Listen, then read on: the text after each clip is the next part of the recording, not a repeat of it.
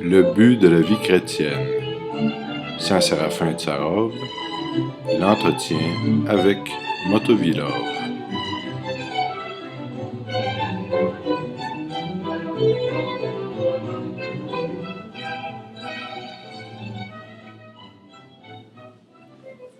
C'était un jeudi.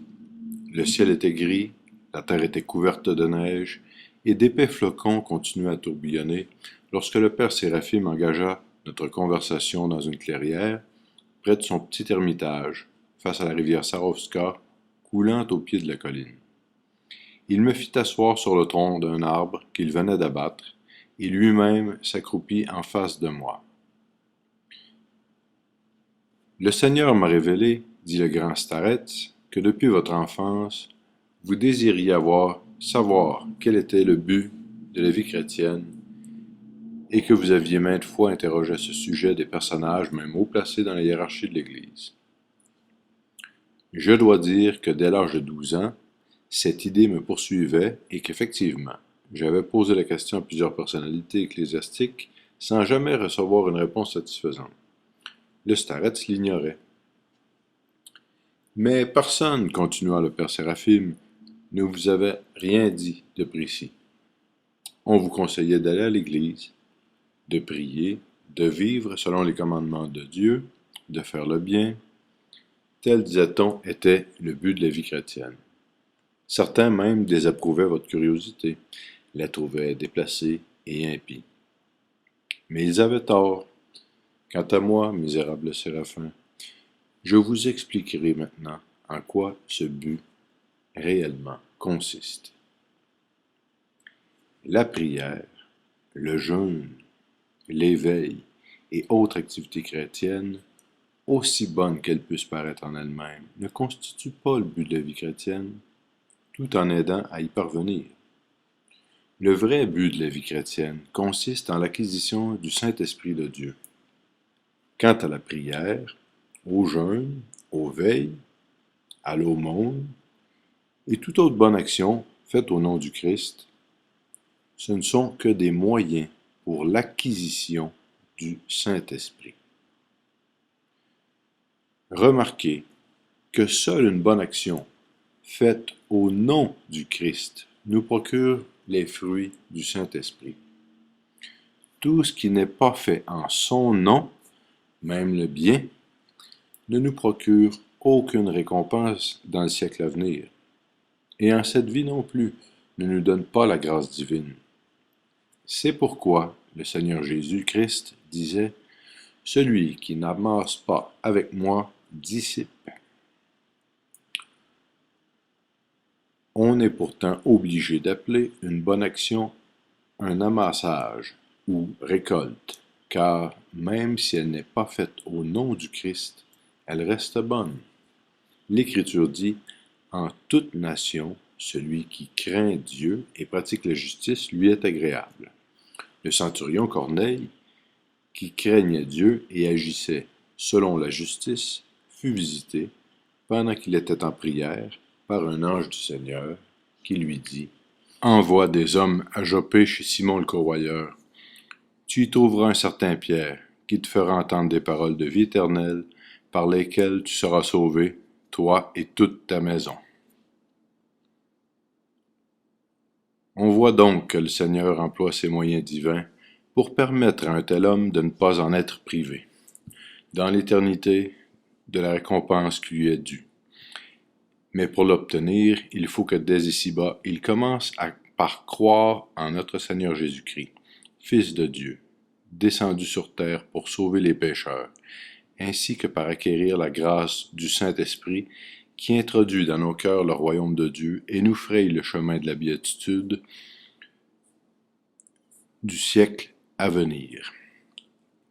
Là s'arrête la satisfaction que procure à Dieu les bonnes actions qui ne sont pas commises au nom du Christ. Le Seigneur nous donne les moyens de les parachever. À l'homme d'en profiter ou non. C'est pourquoi le Seigneur dit aux Juifs, « Si vous étiez des aveugles, vous seriez sans péché. Mais vous dites, nous voyons, votre péché demeure. Quand un homme comme Corneille, dont l'œuvre qui n'a pas été faite au nom du Christ, mais bien qui a été agréable à Dieu, se met à croire en son Fils, cette œuvre lui est comptée comme faite au nom du Christ, à cause de sa foi en lui. Dans le cas contraire, l'homme n'a pas le droit de se plaindre que le bien accompli ne lui a pas été profitable. Cela n'arrive jamais quand une bonne action a été faite au nom du Christ, car le bien accompli en son nom apporte non seulement une couronne de gloire dans les siècles à venir, mais dès ici-bas remplit l'homme de la grâce du Saint-Esprit. Comme il a été dit, Dieu donne l'Esprit sans mesure. Le Père aime le Fils, il a tout remis entre ses mains. C'est donc dans l'acquisition de cet Esprit de Dieu que consiste le vrai but de la vie chrétienne. Tandis que la prière, l'éveil, le jeûne, l'aumône et les autres actions vertueuses faites au nom du Christ ne sont que des moyens pour l'acquérir. Comment l'acquisition, demandai-je au père Séraphim? Je ne comprends pas très bien. L'acquisition, c'est la même chose que l'obtention. Vous savez ce que c'est que d'acquérir de l'argent. Pour le Saint-Esprit, c'est pareil. Pour les gens du commun, le but de la vie consiste en l'acquisition d'argent, le gain. Les nobles, en plus, désirent obtenir des honneurs, des marques de distinction et autres récompenses accordées pour les services rendus à l'État. L'acquisition du Saint-Esprit est aussi un capital, mais un capital éternel, dispensateur de grâce, très semblable aux capitaux temporels, et qui s'obtient par les mêmes procédés. Notre Seigneur Jésus-Christ, Dieu homme, compare notre vie à un marché, ou notre activité sur terre à un commerce. Il nous recommande à tous négocier jusqu'à ce que je vienne, en économisant le temps, car les jours sont incertains. Autrement dit, dépêchez-vous d'obtenir des biens célestes en négociant des marchandises terrestres. Ces marchandises terrestres ne sont autres que les actions vertueuses faites au nom du Christ et qui nous apportent la grâce du Saint-Esprit. Dans la parole des vierges sages et des vierges folles, quand ces dernières manquèrent d'huile, il leur fut dit « Allez en acheter au marché ». Mais en revenant, elles trouvèrent la porte de la chambre nuptiale close et ne purent entrer. Certains estiment que le manque d'huile chez les vierges folles symbolise l'insuffisance d'actions vertueuses faites dans le courant de leur vie. Une telle interprétation n'est pas entièrement juste. Quel manque d'actions vertueuses pouvait-il y avoir puisqu'elles étaient appelées vierges? Quoique folles, la virginité est une haute vertu, un quasi-état angélique, pouvant remplacer toutes les autres vertus. Moi, misérable, je pense qu'il leur manquait justement le Saint-Esprit de Dieu. Tout en pratiquant des vertus, ces vierges, symboliquement ignorantes, croyaient que la vie chrétienne consistait en ces pratiques. Nous avons agi d'une façon vertueuse, nous avons fait œuvre pie, pensaient-elles sans se soucier si, oui ou non, elles avaient reçu la grâce du Saint-Esprit. De ce genre de vie basée uniquement sur la pratique des vertus morales, sans un examen minutieux pour savoir si elles nous apportent, et en quelle quantité, la grâce de l'Esprit de Dieu, il a été dit dans les livres patristiques, certaines voies qui paraissent bonnes au début conduisent à l'abîme infernal. En parlant de ces vierges, Antoine le Grand dit, dans ses épîtres aux moines, beaucoup de moines et de vierges ignorent complètement la différence qui existe entre les trois volontés agissant à l'intérieur de l'homme. La première est la volonté de Dieu, parfaite et salvatrice. La deuxième, notre volonté propre, humaine, qui en soi n'est ni néfaste ni salvatrice, tandis que la troisième, diabolique, est tout à fait néfaste. C'est cette troisième volonté, ennemie, qui oblige l'homme soit à ne pas pratiquer la vertu du tout, soit à la pratiquer par vanité, ou uniquement pour le bien, et non pour le Christ. La deuxième, notre volonté propre, nous incite à satisfaire nos mauvais instincts ou, comme celle de l'ennemi, nous apprend à faire le bien au nom du bien, sans se soucier de la grâce qu'on peut acquérir. Quant à la troisième volonté, celle de Dieu, salvatrice, elle consiste à nous apprendre à faire le bien uniquement dans le but d'acquérir le Saint-Esprit, trésor éternel, inépuisable, que rien au monde n'est digne d'égaler. C'est justement la grâce du Saint-Esprit, symbolisée par l'huile, qui faisait défaut aux vierges folles. Elles sont appelées folles parce qu'elles ne se souciaient pas du fruit indispensable de la vertu, qui est la grâce de l'Esprit Saint, sans laquelle personne ne peut être sauvé. Car toute âme est vivifiée par le Saint-Esprit afin d'être illuminée par le mystère sacré de l'unité trinitaire. Le Saint-Esprit lui-même vient habiter nos âmes, et cette résidence en nous du Tout-Puissant, la coexistence en nous de son unité trinitaire avec notre esprit ne nous est donnée qu'à condition de travailler par tous les moyens en notre pouvoir à l'obtention de cet Esprit Saint qui prépare en nous un lieu digne de cette rencontre. Selon la parole immuable de Dieu, je viendrai et j'habiterai en eux, et je serai leur Dieu, et ils seront mon peuple. C'est cela, l'huile, que les vierges sages avaient dans leur langue. Huile capable de brûler longtemps, haut et clair, permettant d'atteindre l'arrivée, à minuit, de l'époux, et d'entrer avec lui dans la chambre nuptiale de la joie éternelle. Quant aux vierges folles, voyant que leur lampe risquait de s'éteindre, elles allèrent au marché, mais n'eurent pas le temps de revenir avant la fermeture de la porte. Le marché, c'est notre vie. La porte de la chambre nuptiale fermée et interdisant l'accès à l'époux, c'est notre mort humaine. Les vierges sages et folles sont des âmes chrétiennes. L'huile ne symbolise pas nos actions, mais la grâce par l'entremise de laquelle le Saint-Esprit emplit notre être, transformant ceci en cela, le corruptible en l'incorruptible, la mort psychique en vie spirituelle, les ténèbres en lumière, l'étable où sont enchaînées comme des bêtes nos passions, en temple de Dieu, en chambre nuptiale où nous rencontrons notre Seigneur, Créateur et Sauveur, époux de nos âmes. Grande est la compassion que Dieu a pour notre malheur, c'est-à-dire pour notre négligence envers sa sollicitude. Il dit « Je suis à la porte et je frappe », entendant par porte le courant de notre vie, pas encore arrêté par la mort. Oh, j'aimerais, amis de Dieu, qu'en cette vie vous soyez toujours en l'Esprit Saint. Je vous jugerai dans l'état dans lequel je vous trouverai, dit le Seigneur. Malheur, grand malheur, s'il nous trouve appesantis par les soucis et les peines terrestres, car qui peut endurer son courroux et qui peut lui résister? C'est pourquoi il a été dit, veillez et priez, pour ne pas être induits en tentation, autrement parlant, pour ne pas être privés de l'Esprit de Dieu. Car l'éveil et la prière nous donnent sa grâce. Il est certain que toute bonne action faite au nom du Christ confère la grâce du Saint-Esprit, mais la prière, plus que tout autre, étant toujours à notre disposition. Vous auriez par exemple envie d'aller à l'église, mais l'église est loin. Ou le fils est terminé, vous auriez envie de faire l'aumône, mais vous ne voyez pas de pauvre ou vous n'avez pas de monnaie. Vous voudriez rester vierge, mais vous n'avez pas assez de force pour cela, à cause de votre constitution ou à cause des embûches de l'ennemi, auxquelles la faiblesse de votre chair humaine ne vous permet pas de résister. Vous voudriez peut-être trouver une autre bonne action à faire au nom du Christ, mais vous n'avez pas assez de force pour cela, ou l'occasion ne se présente pas.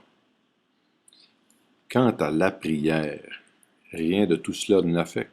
Chacun a toujours la possibilité de prier, le riche comme le pauvre, le notable comme l'homme du commun, le fort comme le faible, le bien portant comme le malade, le vertueux comme le pécheur. On peut juger de la puissance de la prière, même pécheresse, sortant d'un cœur sincère par l'exemple suivant, rapporté par la Sainte Tradition, à la demande d'une malheureuse mère qui venait de perdre son fils unique. Une courtisane qu'elle rencontra sur son chemin, touchée par le désespoir maternel, osa crier vers le Seigneur, toute souillée qu'elle était encore de son péché. Non à cause de moi, horrible pécheresse, mais à cause des larmes de cette mère pleurant son fils, tout en croyant fermement à ta miséricorde et en ta toute-puissance, ressuscite le Seigneur. Telle est, ami de Dieu, la puissance de la prière. Plus que toute autre chose, elle nous donne la grâce de l'Esprit de Dieu, et plus que tout, elle est toujours à notre portée. Bienheureux serons-nous lorsque Dieu nous trouvera veillants, dans la plénitude des dons de son Esprit Saint. Nous pourrons alors espérer être ravis par les nuées à la rencontre de notre Seigneur venant dans les airs, revêtu de sa puissance et de gloire, juger les vivants et les morts et donner à chacun son dû. Père, lui dis-je, vous parlez toujours de l'acquisition de la grâce du Saint-Esprit, comme le but de la vie chrétienne, mais comment puis-je la reconnaître? Les bonnes actions sont visibles, mais l'Esprit Saint peut-il être vu? Comment puis-je savoir si oui ou non il est en moi? À l'époque où nous vivons, répondit le starets, on est parvenu à une telle tiédeur dans la foi et à une telle insensibilité à l'égard de la communion avec Dieu qu'on s'est éloigné presque totalement de la vraie vie chrétienne. Des passages de l'Écriture sainte nous paraissent étranges aujourd'hui. Par exemple, quand l'Esprit Saint, par la bouche de Moïse, dit « Adam voyait Dieu se promenant au paradis ». Ou quand nous lisons chez l'apôtre Paul qu'il a été empêché par l'Esprit Saint d'annoncer la parole en Asie, mais que l'Esprit l'accompagna lorsqu'il se rendit en Macédoine. Dans beaucoup d'autres passages de l'Écriture sainte, il est à maintes reprises question de l'apparition de Dieu aux hommes. Je dois encore, moi, misérable séraphin, vous expliquer, amis de Dieu, en quoi consiste la différence entre l'action du Saint-Esprit prenant mystérieusement possession des cœurs de ceux qui croient en notre Seigneur et Sauveur Jésus-Christ, et l'action ténébreuse du péché qui vient en nous comme un voleur à l'instigation du démon.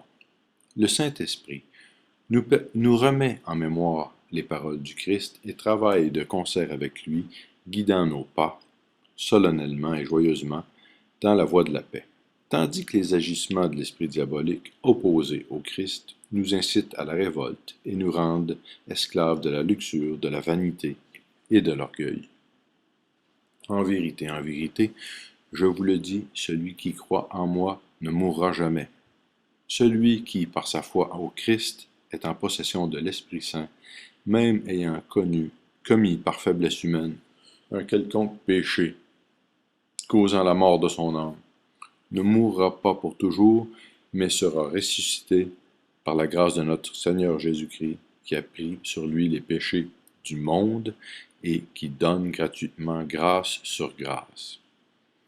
C'est en parlant de cette grâce manifestée au monde entier et à notre genre humain par le Dieu homme que l'Évangile dit « De tout être il était la vie, et la vie était la lumière des hommes. » Et ajoute « La lumière luit dans les ténèbres, et les ténèbres n'ont pu l'atteindre. » Ce qui veut dire que la grâce du Saint-Esprit reçue au baptême, au nom du Père, du Fils et du Saint-Esprit, malgré les chutes pécamineuses, malgré les ténèbres entourant notre âme, continue à luire dans notre cœur de son éternelle lumière divine à cause des inestimables mérites du Christ.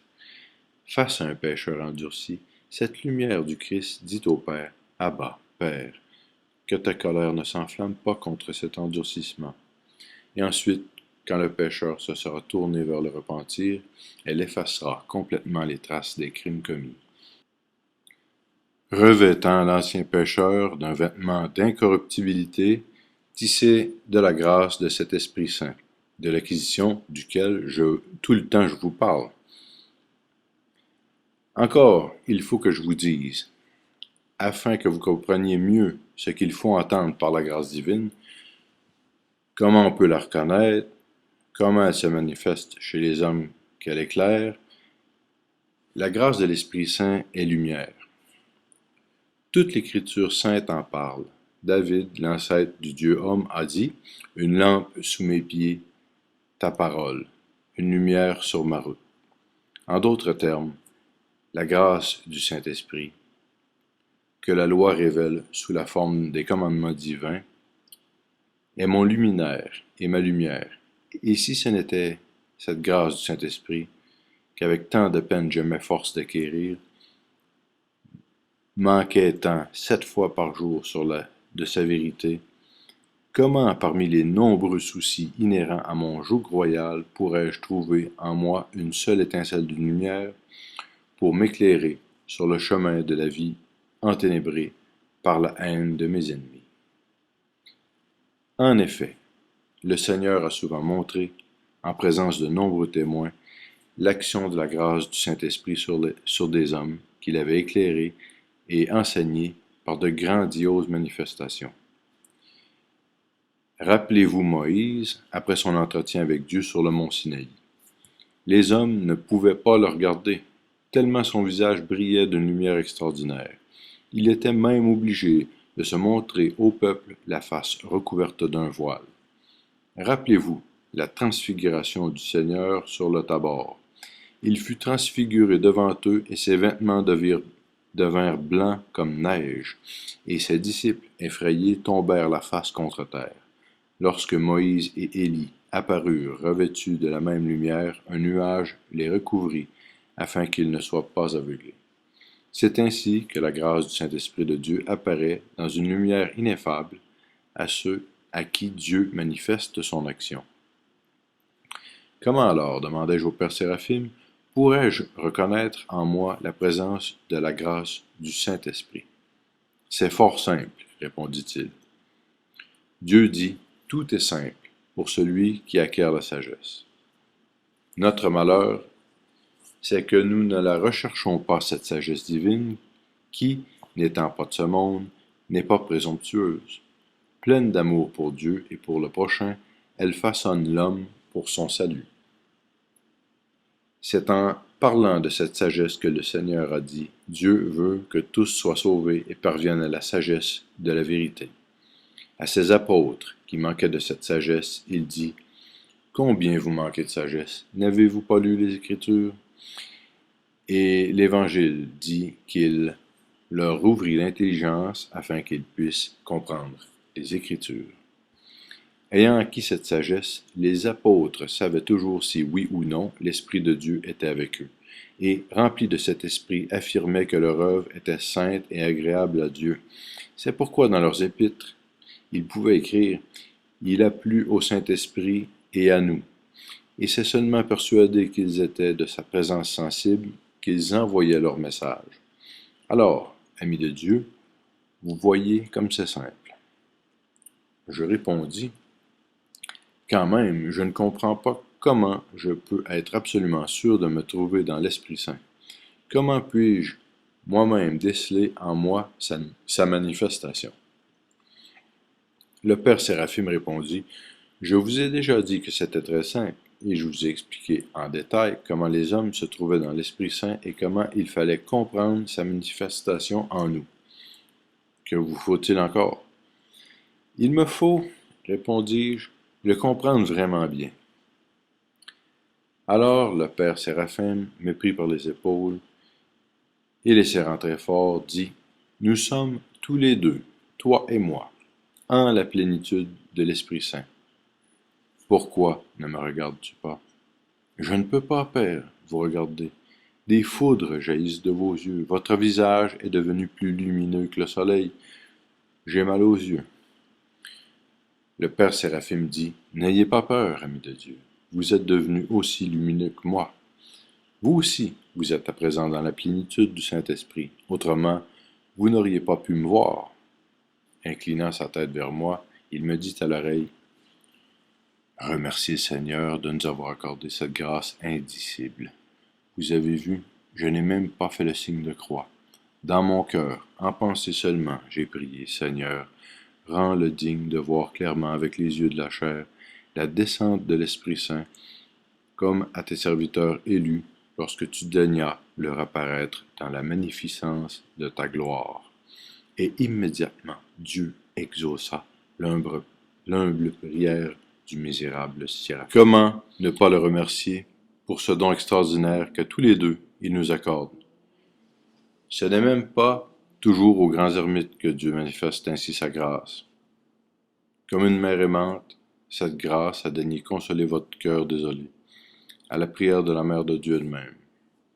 Mais pourquoi même regardez-vous pas dans les yeux? Osez me regarder sans crainte. Dieu est avec nous. Après ces paroles, je levai les yeux sur son visage, et une peur plus grande encore s'empara de moi.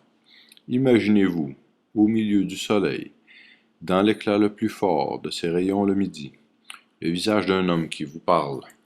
Vous voyez le mouvement de ses lèvres, l'expression changeante de ses yeux. Vous entendez le son de sa voix. Vous sentez la pression de ses mains sur vos épaules, mais en même temps, vous n'apercevez ni ses mains, ni son corps, ni le vôtre, rien qu'une étincelante lumière se propageant tout autour, à une distance de plusieurs mètres, éclairant la neige qui recouvrait la prairie et tombait sur le grand Starets et sur moi-même. Peut-on se représenter la situation dans laquelle je me trouvais alors? Que sentez-vous maintenant? Demanda le père Séraphin. Je me sens extraordinairement bien. Comment bien? Que voulez-vous dire par bien? Mon âme est remplie d'un silence et d'une paix inexprimables. C'est là, amis de Dieu, cette paix dont le Seigneur parlait lorsqu'il disait à ses disciples, « Je vous donne ma paix, non comme le monde la donne. C'est moi qui vous la donne. Si vous étiez de ce monde vous aimerait. Mais je vous ai élus et le monde vous hait. Soyez sans crainte pourtant, car j'ai vaincu le monde. » C'est à ces hommes, élus par Dieu, mais haïs par le monde, que Dieu donne la paix que vous ressentez à présent. Cette paix, dit l'apôtre, qui dépasse tout entendement. L'apôtre l'appelle ainsi parce qu'aucune parole ne peut exprimer le bien-être spirituel qu'elle fait naître dans le cœur des hommes, où le Seigneur l'implante. Lui-même l'appelle sa paix, fruit de la générosité du Christ et non de ce monde. Aucun bonheur terrestre ne peut la donner.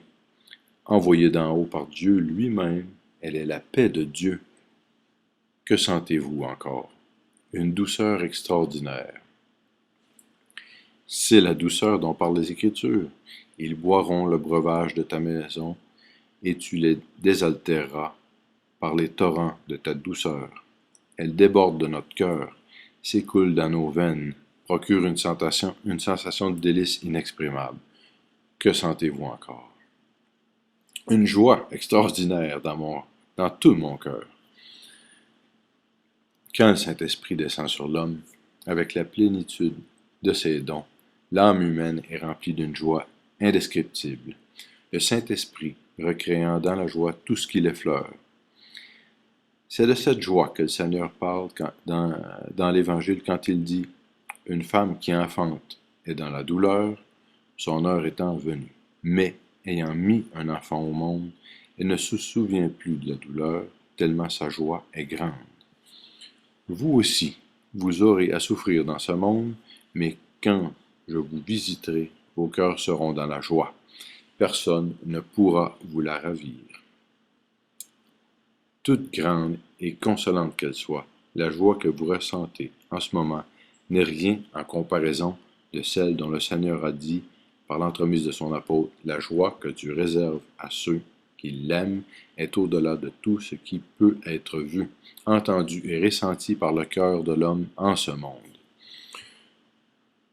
Ce qui nous est accordé à présent n'est qu'un acompte de cette joie suprême. Et si, dès maintenant, nous ressentons douceur, jubilation et bien-être, que dire de cette autre joie qui nous est réservée au ciel après avoir ici-bas pleuré?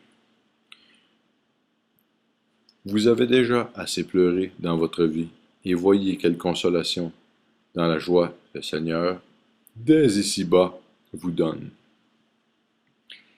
C'est à nous maintenant, amis de Dieu, d'œuvrer de toutes nos forces pour montrer de gloire en gloire, pour monter de gloire en gloire, et à constituer cet homme parfait dans la force de l'âge, qui réalise la plénitude du Christ. Ceux qui espèrent dans le Seigneur renouvellent leur force. Il leur vient des ailes comme aux aigles. Ils courent sans lassitude et marchent sans fatigue. Ils marcheront de hauteur en hauteur, et Dieu leur apparaîtra dans Sion. C'est alors que notre joie actuelle, petite et brève, se manifestera dans toute sa plénitude, et personne ne pourra nous la ravir, remplis que nous serons d'indicibles voluptés célestes. Que ressentez-vous encore, amis de Dieu? Une chaleur extraordinaire. Comment une chaleur? Ne sommes-nous pas dans la forêt, en plein hiver? La neige est sous nos pieds, nous en sommes couverts, et elle continue de tomber. De quelle chaleur s'agit-il? D'une chaleur comparable à celle d'un bain de vapeur. Et l'odeur est-elle comme un bain? Oh non! Rien sur terre ne peut se comparer à ce parfum. Du temps où ma mère vivait encore, j'aimais danser, et quand j'allais au bal, elle m'aspergeait de parfums qu'elle achetait dans les meilleurs magasins de Kazan, et payait fort cher. Leur odeur n'était pas comparable à ses aromates. Le père Séraphim sourit. Je le sais, mon ami, aussi bien que vous. Et c'est exprès que je vous questionne. C'est bien vrai, aucun parfum terrestre ne peut être comparé à la bonne odeur que nous respirons en ce moment. La bonne odeur du Saint-Esprit. Qu'est-ce qui peut sur terre lui être semblable? Vous avez dit tout à l'heure qu'il faisait chaud comme un bain. Mais regardez, la neige dont nous sommes couverts, vous et moi, ne fond pas ainsi que celle qui est sous nos pieds. La chaleur n'est donc pas dans l'air, mais à l'intérieur de nous-mêmes. Elle est cette chaleur que l'Esprit Saint nous fait demander dans la prière. Quand ton Saint-Esprit nous réchauffe, que ton Saint-Esprit nous réchauffe. Cette chaleur permettait aux ermites, hommes et femmes, de ne pas craindre le froid de l'hiver, enveloppés qu'ils étaient, comme dans un manteau de fourrure, dans un vêtement tissé par l'Esprit Saint. C'est ainsi qu'en réalité, cela devait être, la grâce divine habitant au plus profond de nous, dans notre cœur. Le Seigneur a dit, le royaume des cieux est au-dedans de vous. Par le royaume des cieux, il entend la grâce du Saint-Esprit. Ce royaume de Dieu est en nous maintenant. Le Saint-Esprit nous illumine et nous réchauffe. Il remplit l'air ambiant de parfums variés, réjouit nos sens et abreuve nos cœurs d'une joie indicible. Notre état actuel est semblable à celui dont parle l'apôtre Paul. Le royaume de Dieu, ce n'est pas le manger et le boire, mais la justice, la paix et la joie par l'Esprit Saint. Notre foi ne se base pas sur des paroles de sagesse terrestre, mais sur la manifestation de la puissance de l'Esprit. C'est l'état dans lequel nous sommes actuellement et que le Seigneur avait en vue lorsqu'il disait « Je vous le dis en vérité, quelques-uns de ceux qui sont ici, présents, ne mourront point qu'ils n'aient vu le royaume de Dieu venir avec puissance. » Voilà, amis de Dieu, quelle joie incomparable le Seigneur a daigné nous accorder. Voilà ce que c'est que d'être en la plénitude de l'Esprit Saint. C'est cela qu'entend saint Macaire d'Égypte lorsqu'il écrit « Je fus moi-même dans la plénitude de l'Esprit Saint ». Humble que nous sommes, le Seigneur nous a remplis aussi de la plénitude de son Esprit. Il me semble qu'à partir de maintenant, vous n'aurez plus à m'interroger sur la façon dont se manifeste dans l'homme la présence de la grâce de l'Esprit Saint. Cette manifestation restera-t-elle gravée pour toujours dans votre mémoire? Je ne sais, Père, si Dieu me rendra digne de me la rappeler toujours avec autant d'honnêteté que maintenant. Et moi, répondit le starets, j'estime qu'au contraire, Dieu vous aidera à garder toutes ces choses à jamais dans votre mémoire. Autrement, il n'aurait pas été aussi rapidement touché par l'humble prière du misérable Séraphin, et n'aurait pas exaucé aussi vite son désir. D'autant plus que ce n'est pas à vous seul qu'il a été donné de voir la manifestation de cette grâce, mais par votre entremise au monde entier. Affermis vous-même, vous serez utile à d'autres.